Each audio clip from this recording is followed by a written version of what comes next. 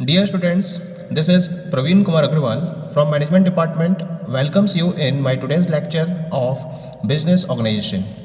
In today's lecture, we will discuss upon the next source of short-term finance. यानी कि short-term source of finance के अगले form को या अगले सोर्स को हम स्टडी करेंगे आज के लेक्चर में and this is known as the trade credit.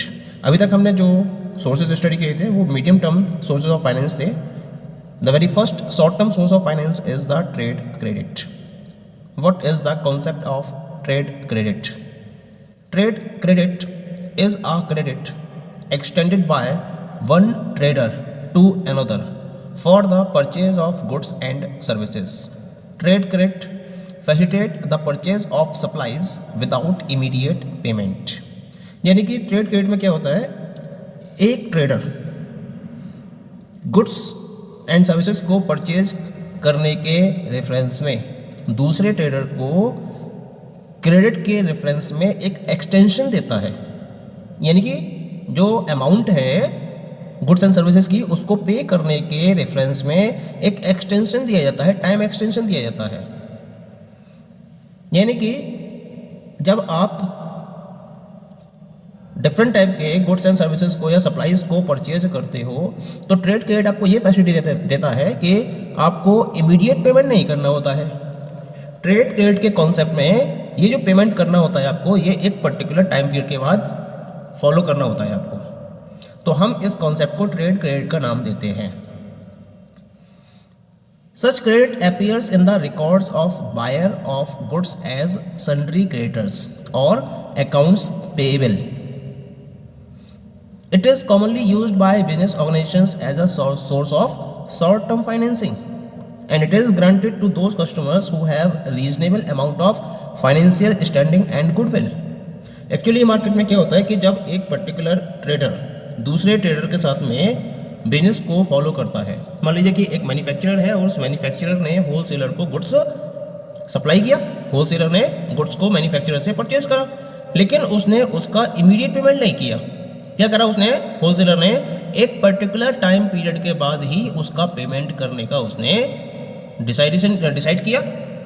तो इसके लिए वो किस फैसिलिटी को फॉलो करेगा, वो ट्रेड क्रेडिट के कॉन्सेप्ट को फोकस करेगा।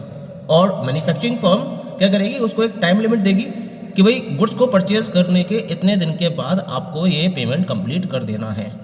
तो हम इस कॉन्सेप्ट को ट्रेड क्रेडिट का नाम देते हैं। जब जो गुड्स के बायर्स हैं जिन्होंने गुड्स को परचेज किया है उनके लिए हम सन्ड्री क्रेडिटर्स या अकाउंट्स पेबल के नाम से अकाउंट मेंटेन करते हैं। और कॉमनली शॉर्ट टर्म फाइनेंसिंग का एक प्रॉपर सोर्स होता है by different business organisations. Different type की जो बिजनेस ऑर्गेनाइजेशंस हैं मार्केट में वो ट्रेड क्रेडिट को शॉर्ट टर्म फाइनेंस के सोर्स की तरह यूज करती हैं।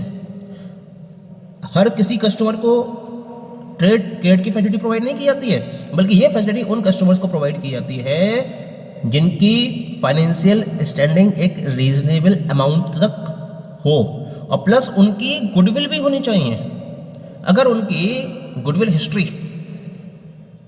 प्रॉपर है और उसके साथ साथ उनकी फाइनेंशियल स्टैंडिंग एक रीजनेबल अमाउंट तक है, तब उन पर्टिकुलर कस्टमर्स को ट्रेड क्रेडिट की परमिशन ग्रांट की जाती है। The volume and period of credit extended depends on factors such as financial position of the seller, reputation of the purchasing firm, volume of purchase, past record of payment, and degree of competition in the market. The important point is that कि अगर हमें trade credit के difference में volume को decide करना है या उसके पीरियड को डिसाइड करना है तो इसके लिए हमें डिफरेंट टाइप के फैक्टर्स को कंसीडर करना होता है। जैसे जो सेलर है उसकी फाइनेंशियल पोजीशन क्या है। अगर जो सेलर है फाइनेंशियली स्ट्रांग है तब तो वो ट्रेड क्रेडिट के लिए परमिशन दे सकता है, लेकिन अगर फाइनेंशियल पोजीशन उसकी इतनी स्ट्रांग नहीं है तो वो ट्रेड क्रेडिट की परमिशन नहीं दे सकता। फिर वो क्या करेगा, वो ऑन कैश ही अपने प्रोडक्ट को सेल करने की पोजीशन में होगा। दूसरा इसमें फैक्टर रहता है जो परचेजिंग फर्म है उसकी रेपुटेशन क्या है। If that particular firm is having a great reputation और great goodwill in the market, तब उसको ट्रेड क्रेडिट के बारे में, ट्रेड क्रेडिट के फैसिलिटी प्रोवाइड करने के बारे में सोचा जा सकता है।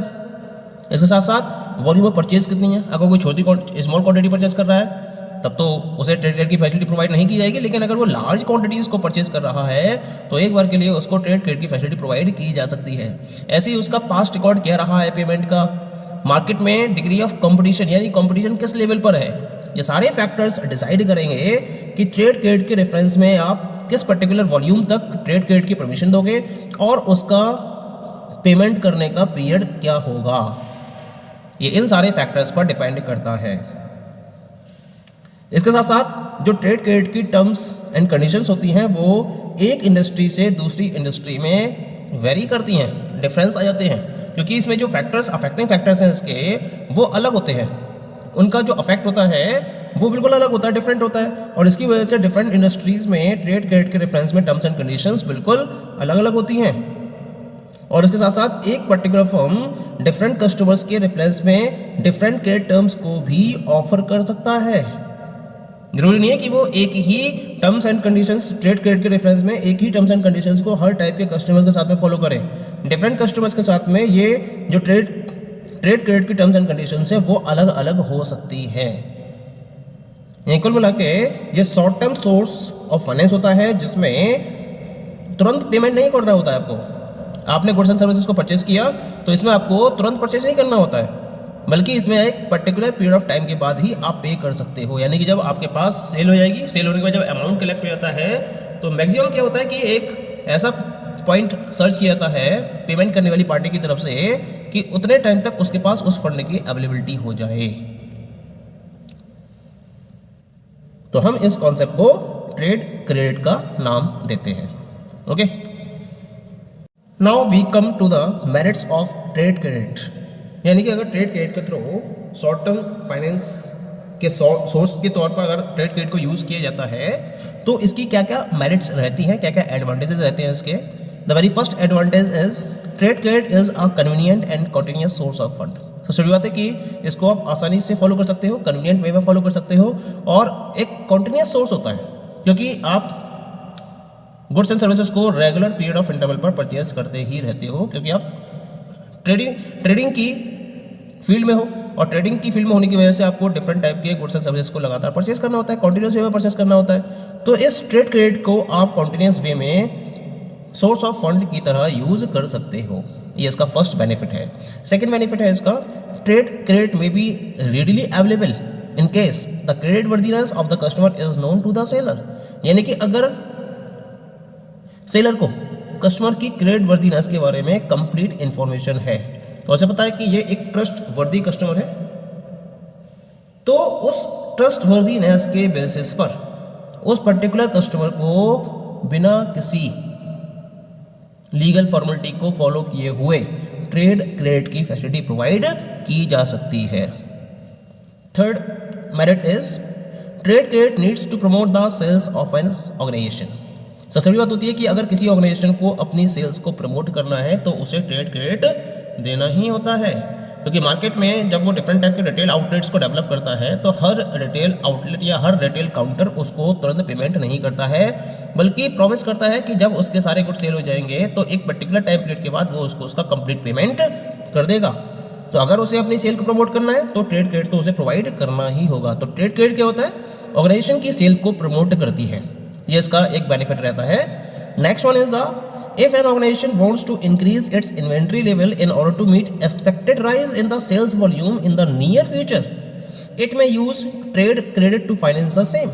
मान लीजिए कि एक मैन्युफैक्चरिंग फर्म है और उसे लग रहा है कि फ्यूचर में उसके प्रोडक्ट की डिमांड बढ़ने वाली है, लेकिन उसके लिए उसे जिस पर्टिकुलर रॉ मटेरियल को परचेज करना है उसके रेफरेंस में उसके पास सफिशिएंट अमाउंट अवेलेबल नहीं है, तो वो क्या कर सकती है, जो अपना सप्लायर है उसे ट्रेड क्रेडिट के बेसिस पर इन्वेंट्री को अरेंज कर सकती है, उसके लेवल को इंक्रीज कर सकती है, जिससे कि फ्यूचर की डिमांड को वो कंप्लीटली मीट कर सके। तो ट्रेड क्रेडिट उसके लिए इस पर्टिकुलर वे में हेल्पफुल रहता है।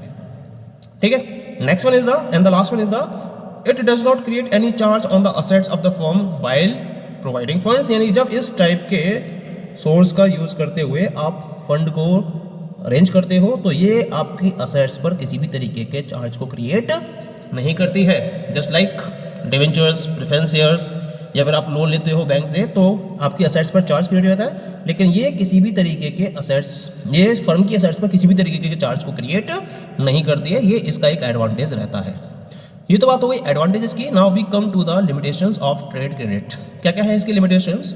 The very first limitation is availability of easy and flexible trade credit facilities may induce a firm to indulge in over trading which may add to the risk of the firm। सबसे बड़ी बात तो क्या होती है कि जब firm के पास, किसी भी पर्टिकुलर फर्म के पास ट्रेड क्रेडिट की इजी और फ्लेक्सिबल अवेलेबिलिटी होती है तो इसके बेसिस पर ये ओवर ट्रेडिंग में इन्वॉल्व हो जाती है।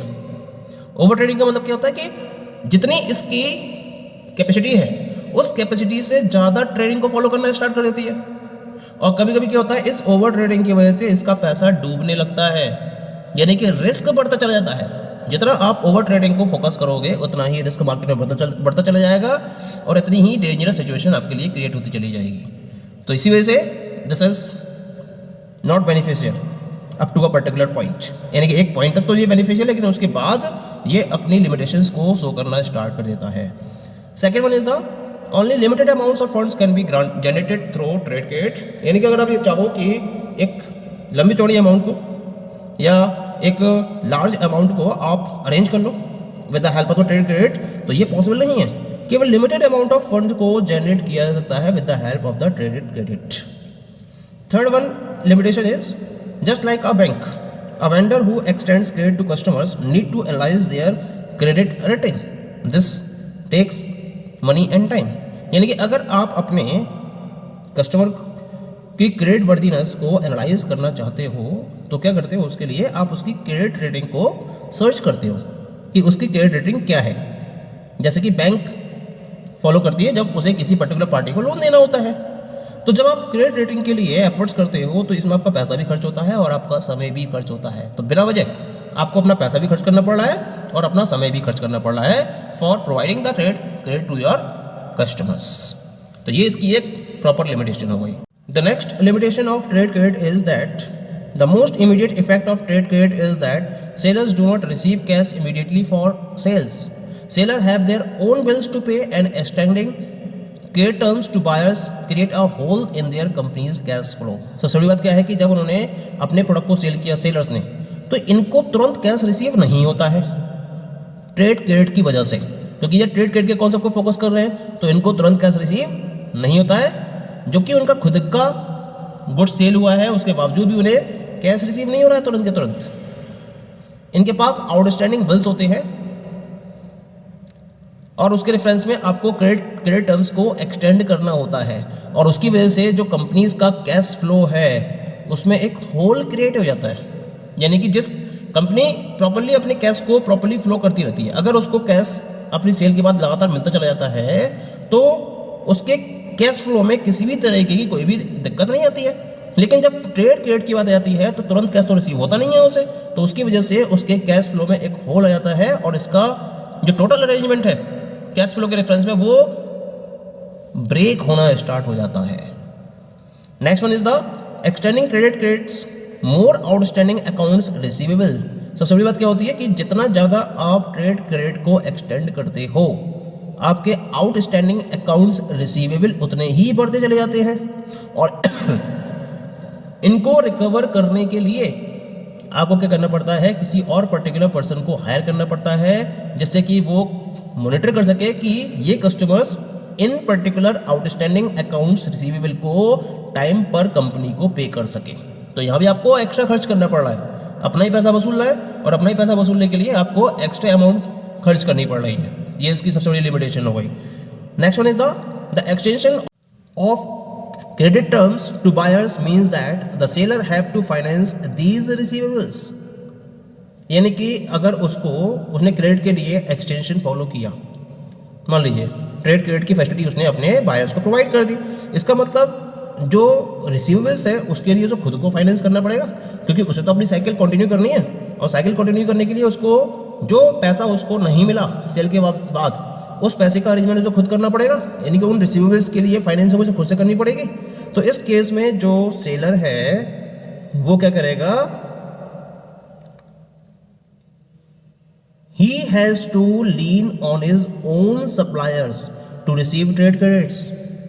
तो इसको या तो क्या करना पड़ेगा, अपने सप्लायर से बोलना पड़ेगा कि भाई मेरे पास जो गुड सेल हुए हैं उनके लिए मेरे पास अभी अमाउंट अवेलेबल नहीं हुआ है, तो जब वो अवेलेबल हो जाएगा तब तो मैं आपका पेमेंट भी अवेलेबल करा दूंगा। या तो आपको उनके सामने झुकना पड़ेगा, पहला कंडीशन, या फिर आपको क्या करना पड़ेगा, अपने बैंक से बोरो करना पड़ेगा जिससे कि इस गैप को आप कंप्लीट कर सको, या फिर अपनी एक्यूमुलेटेड रिटेन्ड अर्निंग में से अमाउंट को यूज़ करना पड़ेगा, तब आप इस गैप को कंप्लीट कर सकते हो। और इन सारे मेथड्स में आपको कॉस्ट ऑफ कैपिटल को इन्वॉल्व करना पड़ता है।